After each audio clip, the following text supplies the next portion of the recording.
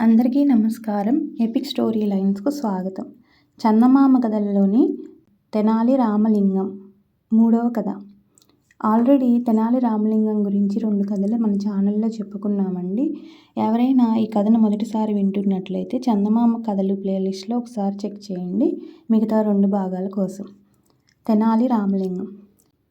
రామలింగాన్ని గోతిలో కుతికి వరకు పూడ్చిపెట్టి ఏనుగుల చేత తొక్కించమని క్రిందటి వరకు చెప్పుకున్నాం కదా. సరే, రాయలవారి ఆజ్ఞ ప్రకారం 2 సేవకులు రామలింగాన్ని ఊరి బయటకు తీసుకువెళ్ళి ఒక గొయ్యి తవ్వి అందులో కుతికి వరకు పూడ్చిపెట్టారు. ఇంకెక్కడా తప్పించుకుంటాడులే అనుకుని సేవకులు రామలింగాన్ని వదిలి ఏనుగుల్ని తీసుకురావడానికి తిరిగి ఊరిలోకి వచ్చారు. ఈలోగా ఒక గూని చాకలివాడు ఆ దారిని నడుస్తూ రామలింగాన్ని చూసి, "ఇదేంటి బాబయ్య, ఇలా పాతిపెట్టారు తమని, ఎవరు బాబు మీరు?" అని అడిగాడు. మన రామలింగానికి వెంటనే ఒక చక్కని ఉపాయం తట్టింది. చాకలన్నా చెబుతా కానీ మరి నాకో సహాయం చేసి పెడతావా అని అడిగాడు. "అలాగే బాబయ్య, అదేదో సెలవిప్పించండి" అన్నాడు చాకలి. "ఏమీ లేదు చాకలన్నా, నాకు నీకున్న గూనికి రెట్టింపు గూని ఉంది. ఇప్పటికి 10 ఏళ్ల నుంచి బాధపడుతున్నాను ఈ గూనితో. నా అదృష్టం కొద్దీ ఒక వారం రోజుల క్రిందట నాకో సాధువు కనిపించాడు.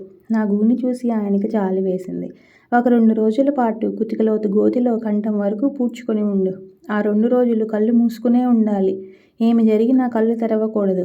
గడువు పూర్తి కాగానే నీ గూని కూడా మాయమవుతుంది" అని చెప్పాడు. సరే, ఆ వాల నుంచి గోతిలో పాతుకొని కూర్చున్నా.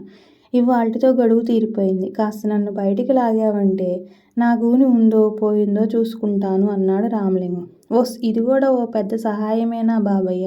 మీ గూని పోయిందంటే నేను మీలాగే 4 రోజుల పాటు కళ్ళు మూసుకొని నా గూని పీడ కూడా వదిలించుకుంటా" అని చాకలి రామలింగాన్ని గోతిలో నుంచి బయటికి లాగాడు. నిజంగా గూని ఉన్నవాడే తెగ రామలింగం మామూలు మనిషిలాగా తయారై బయటపడ్డాడు. చాకలివాడికి కూడా గూని పోగొట్టుకోవాలని ఆత్రం కలిగింది.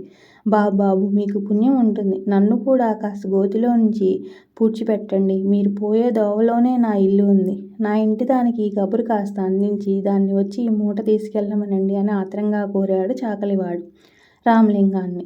రామలింగం, "అలాగే లేవోయ్, నా బాధ వంటిదే కదా నీది కూడా. కానీ నువ్వు మాత్రం ఈ వారం రోజులు కళ్ళు తెరవకూడదు. ఏమి ప్రమాదం జరిగినా సరే" అన్నాడు రామలింగం.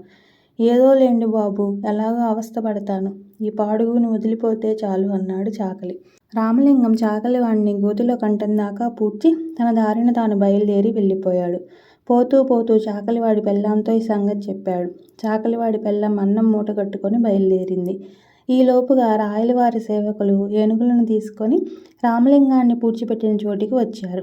గోతిలో ఉన్నది రామలింగమేననుకొని వాళ్ళు ఏనుగుల చేత తొక్కించారు. కళ్ళు తెరిస్తే గూని పోతుందేమోనని పాపం చాకలి అలాగే గుట్టు చప్పుడు కాకుండా ఊరుకున్నాడు. ఇంకేముంది, పచ్చడి అయిపోయాడు. వచ్చిన పని అయింది కదా అని రాయలవారి సేవకులు తిరిగి ఆస్థానానికి చేరుకున్నారు.